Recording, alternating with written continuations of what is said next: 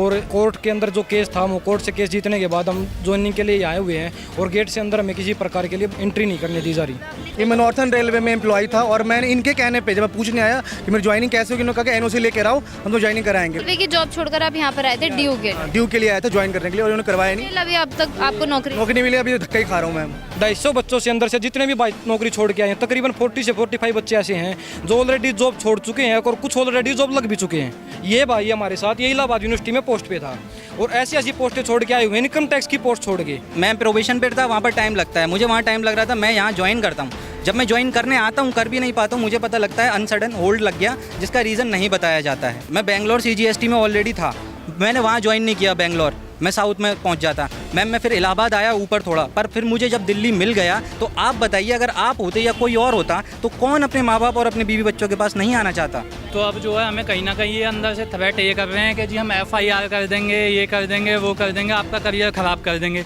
अब 2.5 साल से तो आप लोग हमारा करियर ख़राब करके ही बैठे हो, और क्या करियर ख़राब कर दोगे हमारा। यहाँ मैडम अपनी हक की बात उठाना, अपना करियर ख़राब कराना है। सिर्फ नेपोटिज्म को बढ़ावा दिया जाता है, भाई भतीजावाद है इस यूनिवर्सिटी। हमारी मैम एक ही मांग है, प्लीज़ हमारी ज्वाइनिंग करा दी जाए। बहुत सफ़र कर रहे हैं मैम, बहुत ज़्यादा तकलीफ हो रही है मैम। यहाँ पर देखिए अब किस तरीके से बदतमीजी की जा रही है। इन्होंने माइक को इस तरीके से छेड़ा है कि बात करने के लिए हम जा रहे हैं, बात भी नहीं कर रहे हैं। नमस्कार, आप देख रहे हैं तेज तर्रार और मैं हूं आपके साथ प्राची रावत। इस वक्त मैं राजधानी दिल्ली के दिल्ली यूनिवर्सिटी में मौजूद हूं। मेरे पीछे ये जो आप लोग देख रहे हैं, ये यहाँ पर सब के सब अपनी जॉब छोड़कर दिल्ली यूनिवर्सिटी में आए थे क्योंकि इनको ऑफ़र लेटर दिया गया था, मगर फिर भी उसके बावजूद ये बेरोज़गार यहाँ पर घूम रहे हैं। बताया जा रहा है कि 2.5 साल इनको हो चुके हैं और अभी आप देखेंगे तो इनके हाथ में आप लोगों को ऑफ़र लेटर्स जो है वो नज़र आ रहे होंगे। अब इनसे बातचीत करते हैं, पूरा मामला क्या है वो जानेंगे। मेरा नाम दीपक है मैम। और आप यहाँ पे मतलब दिल्ली यूनिवर्सिटी से आप पास आउट कब? पास आउट का ये मैटर नहीं है मैम, ये मैटर है ज्वाइनिंग के लिए। मैटर जितने भी भाई मेरे दिख रहे हैं इन सबको ज्वाइनिंग लेटर मिल चुका है और कोर्ट के अंदर जो केस था वो कोर्ट से केस जीतने के बाद हम ज्वाइनिंग के लिए आए हुए हैं और गेट से अंदर हमें किसी प्रकार के लिए एंट्री नहीं करने दी जा रही। आपने कोर्ट में भी केस किया था, वो भी आप लोग जीत चुके हैं। ये कोर्ट के ऑर्डर हैं जो माननीय हाई कोर्ट के द्वारा हमें ऑर्डर हम जीत चुके हैं और माननीय जस्टिस ज्योति सिंह की कोर्ट से ऑर्डर रिलीज हुए हैं। उसके बाद ये कोर्ट के अंदर जो कुछ चला, जो प्रतिक्रियाएं हुई हैं, उसके बाद आप ये देख सकते हो मैम। ये क्या कुछ, ये कौन थे, अभी कौन आए? ये मैम यहाँ यूनिवर्सिटी के अंदर पोस्ट का तो जोन सचिव बता रहे हैं, यहाँ कुछ पोस्ट पे अपने दैया सर है इनका, कोई गज्जे सिंह दैया, अलालपुर से गज्जे सिंह दैया हैं। ये यूनिवर्सिटी के अंदर पोस्ट है, मैं पता नहीं किस पोस्ट के ऊपर ये कार्यरत हैं। इन्होंने जो भी आश्वासन दिया वो सर ने कवरेज भी किया होगा, कुछ नोटिस किया होगा, कुछ दिया होगा, वो सर को ही पता है। ये बोल रहे कि आश्वासन दिए, किस चीज़ का आश्वासन दिया? आपके ऑन मीडिया कैमरे पे भी आप देख सकते हो। इसमें कोई ज़्यादा बोलने वाली बात ये नहीं है कि JR से तो मिलवा रहे हैं हम, उस चीज़ से मना भी नहीं कर रहे। VC सर और रजिस्ट्रार सर से आज से 2.5 साल से पहले से ये बातें चली हुई हैं, वो बातें वहाँ तक पहुँचेंगी कब और कब इन बातों का सोल्यूशन होगा। कुछ पहले रेलवे में था, ठीक है। मैंने जब ज्वाइनिंग लेटर आया, ये मैं नॉर्थन रेलवे में एम्प्लॉय था और मैंने इनके कहने पे जब मैं पूछने आया कि मेरी ज्वाइनिंग कैसे होगी, उन्होंने कहा कि NOC लेकर आओ, हम तो ज्वाइनिंग कराएंगे। मैं डिपार्टमेंट पे गया, वहाँ एप्लीकेशन दी, अप्रूवल लेके NOC लेके आया। जब मैं यहाँ लेके आया तो उन्होंने कहा कि होल्ड लग गया, अब वापस चले जाओ, और उन्हें बाहर निकाल दिया ये बोल कर। ये मैं ज्वाइनिंग लेटर है और ये लिखा हुआ है कि मैं यूनिवर्सिटी में ज्वाइन करने के लिए रिजाइन दे के आया हूँ। कब आपको मतलब ये ऑफर लेटर? ये मेरे को 20-21 अगस्त को मिला था, 18 को यहाँ से रिलीज़ हुआ था और मैं 1 हफ्ते के अंदर ही आ गया था, मतलब विदिन ए टाइम जो टेम्परेरी दिया था उसके अंदर। की जॉब छोड़कर आप यहाँ पर आए थे ड्यू के लिए आया था ज्वाइन करने के लिए और उन्होंने करवाया नहीं। अभी अब तक आपको नौकरी नहीं मिली, अभी धक्का ही खा रहा हूँ मैम। इतनी बड़ी समस्या है, अगर कोई भी अगर गवर्नमेंट एम्प्लॉय अगर हमारे साथ खड़ा हुआ है, अगर कोई सुन भी रहा है तो ये भाई से बोल रहा हूँ, फोकस करने की बात है। 18 अगस्त 2023 को यूनिवर्सिटी के द्वारा सबको ऑफर लेटर दिए गए, टोटली भाइयों को ऑफर लेटर दिए गए। उसके अंदर जितने भी 250 बच्चे थे, 250 बच्चों से अंदर से जितने भी भाई नौकरी छोड़ के आए हैं तकरीबन 40 से 45 बच्चे ऐसे हैं जो ऑलरेडी जॉब छोड़ चुके हैं और कुछ ऑलरेडी जॉब लग भी चुके हैं, क्योंकि जो बच्चे पढ़ेंगे नौकरी लगेंगे, अभी लग भी चुके हैं और मेरा भी सिलेक्शन हो चुका है। ये नहीं कि हम यहाँ, लेकिन होम टाउन की बात है तो होम टाउन के लिए रखते हैं, प्रायोरिटी होती है कि आप अपनी पढ़ने वाला अपनी इच्छा अनुसार नौकरी कर सकता है। बोलने ये भाई हमारे साथ ये इलाहाबाद यूनिवर्सिटी में पोस्ट पे था और ऐसी ऐसी पोस्टें छोड़ के आए हुए हैं, इनकम टैक्स की पोस्ट छोड़ के, B ग्रेड की पोस्ट को छोड़ के D ग्रेड की पोस्ट के लिए यहाँ पे आए हुए हैं। किस लिए आए हुए हैं? 500 किलोमीटर का डिस्टेंस कर करके 5 किलोमीटर घर के साथ खाना खा चुके हैं। ये कौन सी पोस्ट?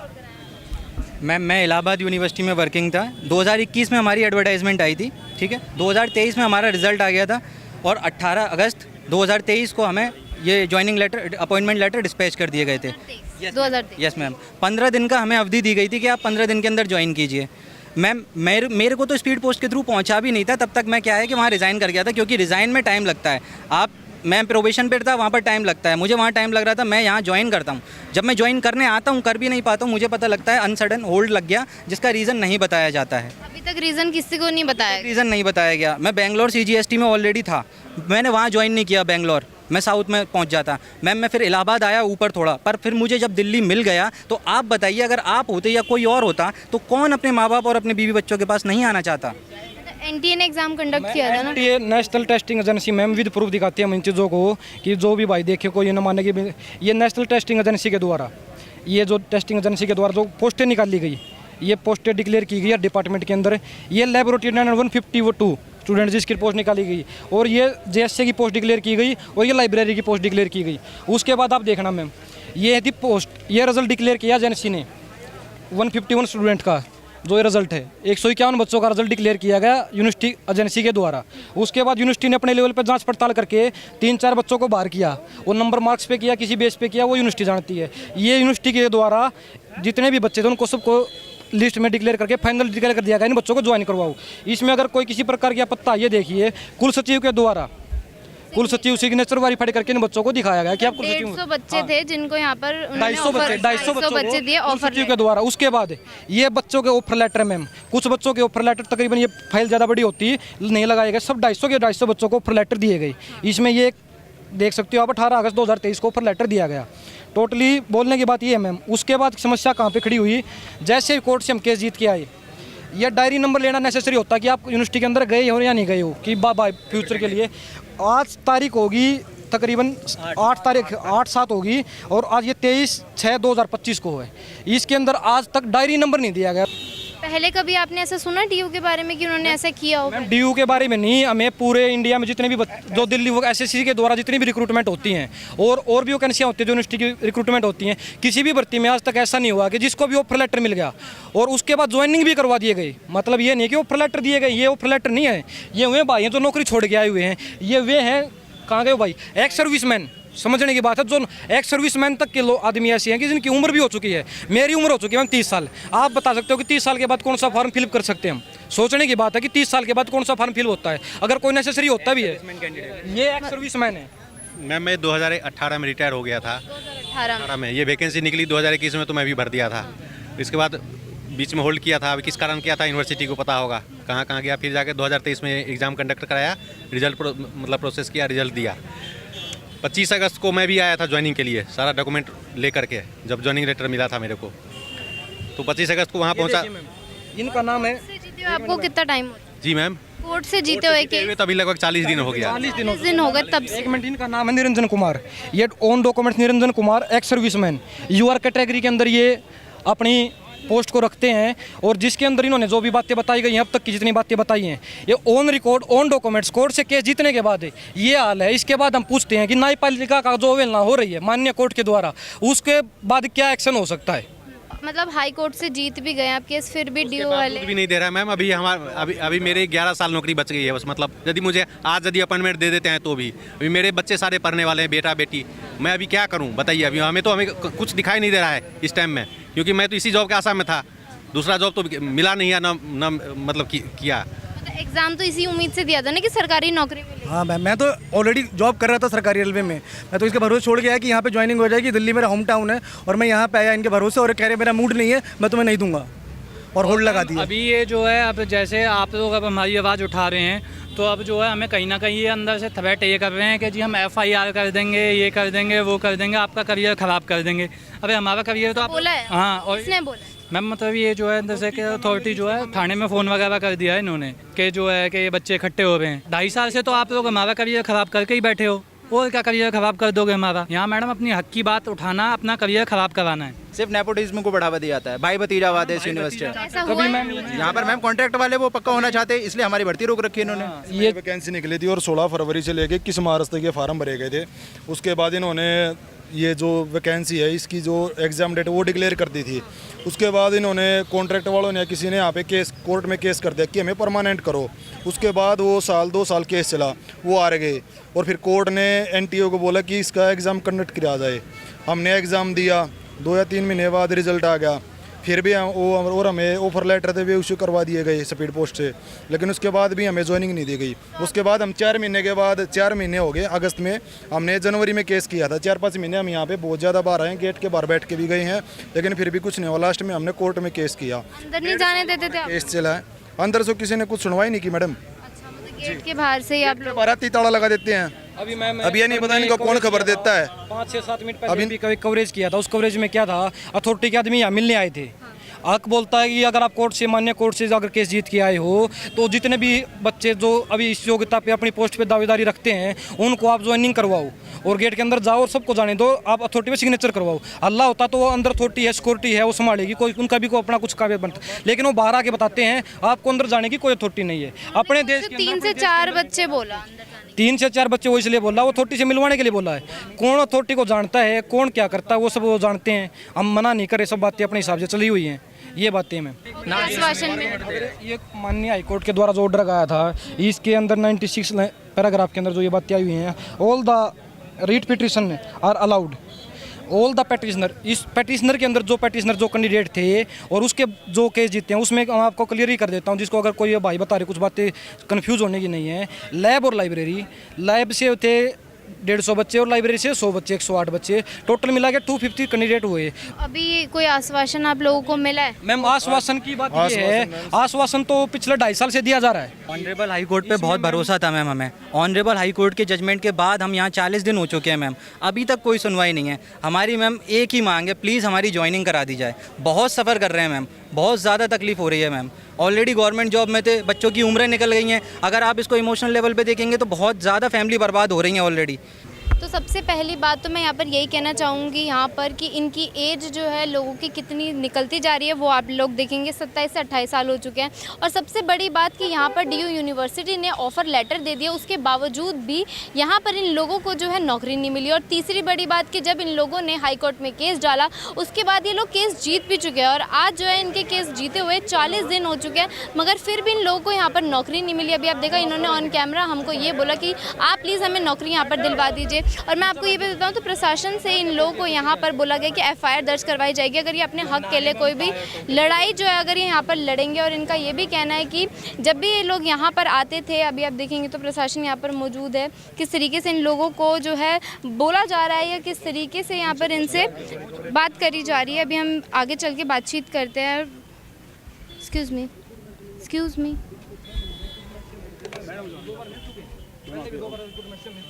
उसके बाद कोई भी संतुष्टिजनक जवाब नहीं दिया गया कि आप अनहोल्ड की साइट विजिट करते हैं सर, कि साइट को रिफ्रेश करते रहना, आपको अनहोल्ड का मैसेज मिलेगा। लेकिन कोर्ट में केस जाने के बाद, जीत के आने के बाद सर क्या किया जाए सर, आप बता दीजिए। जाके पूछो ना भाई, जब आप मिले हो तो बात करो, अगर बात तो कर लो। बात इनको तो मिलने ही नहीं दिया वही जवाब अंडर प्रोसेस है, अंडर प्रोसेसिंग का काम है। एक बात बताइए सर, आप एक बार मेरी भी बात चला गया 2.5 साल के अंदर 2.5 मिनट का समय, 2.5 मिनट का समय सर, 2.5 मिनट का ओनली 90-100 सेकंड के लिए समय मांग रहे, ज़्यादा कुछ नहीं मांग रहे। एंट्री करने के बाद वो सुनेगा सर, समस्या बता दीजिए क्या है, उससे हम संतुष्ट हैं और जवाब रखते हैं सर। ये तो इनसे मिलवा तो रहे हैं, बात कर रहे हैं ना सर। मैं भी तो बात ही कर रही हूँ, मैं भी तो बात ही कर रही हूँ। एक सेकंड सर, हम भी बात करने ही आए हैं सर, हम भी बात करने ही आए हैं। आप ऐसे माइक को मत छेड़िए, बाद में कर लीजिए जो बात करनी है। सर हमें यही पूछ रही हूँ कि अंदर नहीं जाने दिया जा रहा है। विकास सर से मिलना है, विकास सर से मिलना है, मेरे रजिस्ट्रार सर से। लिखिए सर, नाम लिखिए, आप नाम लिखिए सर, 4-5 बच्चों के नाम। आ जाओ, नाम क्या लिखना है? यहाँ पर देखिए अब किस तरीके से बदतमीजी की जा रही है। इन्होंने माइक को इस तरीके से छेड़ा है कि बात करने के लिए हम जा रहे हैं, बात भी नहीं कर रहे हैं। इस तरीके से यहाँ पर बिहेव किया जा रहा है। तो आप सोचिए कि यहाँ पर जो स्टूडेंट्स आप लोगों को नजर आ रहे हैं, इनके साथ किस तरीके से यहाँ पर व्यवहार किया जाता होगा और इनके ऑफर लेटर यहाँ पर नहीं दिए जा रहे हैं। और अभी भी बोला जा रहा है कि 4 से 5 बच्चे अंदर जाएंगे, मगर जैसे और भी बच्चे अगर अंदर जाएंगे, कोई भी अपनी शिकायत लेकर आते हैं तो ये लोग इसी तरीके से गेट बंद कर देते हैं। और अब जब इन लोगों ने यहाँ पर भीड़ लगा रही है तो यहाँ पर प्रशासन आ चुकी है, वो भी हमसे कोई बात नहीं करना चाह रहा है। और यहाँ पर इस तरीके से DU द्वारा जो है यहाँ पर बदतमीजी की जा रही है, जैसे कि आप लोगों ने देखा होगा ऑन कैमरा, ये सब कुछ चीज़ें जो है रिकॉर्ड हो चुकी है। फिर भी यहाँ पर किस तरीके से स्टूडेंट्स को बोला जा रहा है, आश्वासन बोला जा रहा है कि इनको आश्वासन दिया जाएगा, मगर अभी आप देखिए तो 2.5 साल हो चुके हैं, 2.5 साल से इनको आश्वासन ही यहाँ पर दिया जा रहा है। यहाँ पर आपने एक चीज़ें देखी होगी, इस तरीके से बदतमीजी करी। नहीं मैम, ये आपके साथ तो बदतमीजी है, हमारे साथ तो हो ही रही है।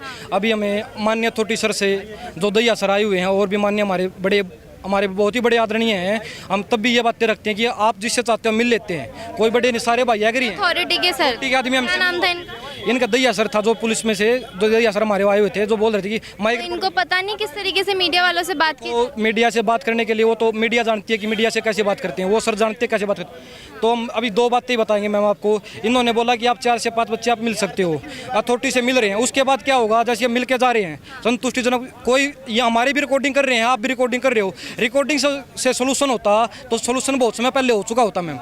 इन चीज़ों को अगर रिकॉर्डिंग से बाहर निकाल के सामाजिक वे में लेके आए हैं तो बच्चों की ज्वाइनिंग करवाओ, और इस बात को आगे बढ़ाने के ना तो दैया सर को आगे न कोई और कहने की बात, ये बच्चों को ज्वाइनिंग। तो देखो सर, आपके बुलाने पे हम बात रखने के लिए आए, मगर इस तरीके से नहीं, ये देखो इसमें हमारे किसी बच्चे ने आपके साथ मिसबिहेव किया, आपकी बात नहीं करी, मगर ये यूनिवर्सिटी और हमारे सर उन्होंने कुछ भी बोला है तो ये नहीं चाहते कि मीडिया के ऊपर ये बातें रिलीज हो। मैं उनकी तरफ से हाथ जोड़ता हूँ, लेकिन समझदार की बात ये मैम, अथॉरिटी से मिलवाने के बाद अथॉरिटी मिल लेती है। प्रेसिडेंट है मैम पोस्ट का मैं पता नहीं है मेरे को पोस्ट क्या रखते हैं वो, लेकिन मैं जो बताना चाहूँगा उनकी तरफ से मैं आपसे हाथ जोड़ते मांगता हूँ। कुछ बातें होती हैं उन्होंने बोलते हैं कि मना करो, हम फिर भी विनम्रता रखते हुए बोलते हैं कि इन बातों को आगे बढ़ाने की बजाय सारे भाइयों को ज्वाइनिंग देने का काम जल्दी से जल्दी करें।